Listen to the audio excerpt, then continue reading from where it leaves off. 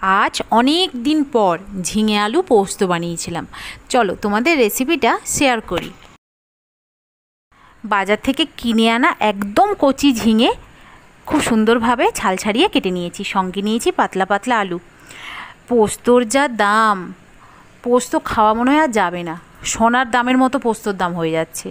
আর বাঙালির এই পোস্তর সাথে কত ইমোশনাল জড়িয়ে আছে বলো, পোস্ত না খেলে নয়। তাই আর কি অনেকটা পরিমাণে পোস্ত নিয়েছি, কাঁচা লঙ্কা নিয়ে শিলে বেটে নিচ্ছি। তো বাটা কমপ্লিট, এবার এটাকে একটা পাত্রের মধ্যে তুলে রেখে দেব। কড়াতে প্রথমে সর্ষের তেল দিয়ে দিলাম, হ্যাঁ সর্ষের তেলেই রান্না করছি। দিয়ে দিলাম ফোড়নে কালো জিরে, দিয়ে প্রথমে পাতলা পাতলা করে কেটে রাখা আলুগুলো দিয়ে দিলাম।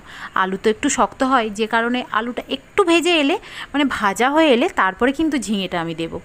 তারপরে আলুটা একটু ভেজে আসতে আমি এর মধ্যে ঝিঙেটা তুলে দিলাম। ঝিঙে দিয়ে হালকা নেড়ে চেড়ে নিয়ে পরিমাণ মতো লবণ, পরিমাণ মতো হলুদ গুঁড়ো আর বেশ অনেকটা পরিমাণে বাড়ির গাছের কাঁচা লঙ্কা তুলে দিয়ে দিলাম। সঙ্গে দিলাম পরিমাণ মতো চিনি দিয়ে ভালোভাবে নেড়ে চেড়ে নিয়ে যখন জল বেরিয়ে আসবে, ঝিঙে থেকে অলরেডি জল বেরোয়, তো জলটা বেরিয়ে এলে একটু নেড়ে চেড়ে নিয়ে এর মধ্যে যে পোস্ত আর কাঁচা লঙ্কাটা বেটে রেখেছি অনেকটা পরিমাণে, সেটা দিয়ে দেব। দিয়ে আরও একটুক্ষণ কিন্তু নেড়ে চেড়ে একেবারে শুকনো করে নেব। যখন একেবারে শুকনো হয়ে আসবে তখন পরিমাণ মতো জল দিয়ে দেব।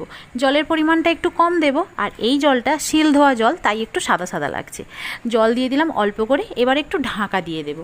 কিছুক্ষণ পরে একেবারে জল যখন শুকিয়ে আসবে, একেবারে যখন শুকিয়ে আসবে, পোস্ত মানেই একেবারে শুকনো শুকনো, তো জল যখন একেবারে শুকিয়ে আসবে ওপর থেকে একটুখানি সর্ষের তেল দিয়ে দেব। সর্ষের তেলটা কিন্তু মাস্ট, এর মধ্যে দিলে ঝাঁঝালো একটা গন্ধ হবে। পোস্তর মধ্যে কাঁচা তেল দিলে, কাঁচা সর্ষের তেল দিলে আলাদা একটা ফ্লেভার আসে।